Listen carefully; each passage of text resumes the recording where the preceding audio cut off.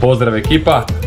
Navest ćemo sada 5 stvari koje su nam najbitnije za trčanje po mraku. Prva i najbitnija stvar je naglavna lampa. Znači lampa glavu čuva, bez nje nema na stazu, znači ona pokazuje kud morate ići i u kojem smjeru se krećete, koje su vam prepreke ispred vas. Druga stvar, reflektirajući prsluh. Morate biti uočljivi na cesti, moraju vas drugi vidjeti, ako ste negdje u prometu morate biti uočljivi. Dakle, reflektirajući prsluh, po mogućnosti nekih življih boja. Treća i vrlo bitna stavka bi bila trčanje po poznatim rutama. Dakle, nemojte istraživati nove terene, trčite po poznatoj stazi, da ne bi bilo nismo znali, da se izgubite, ostanite na starom terenu i uživajte cijelu noć. Stavka broj 4. Obavezno nosite mobitel.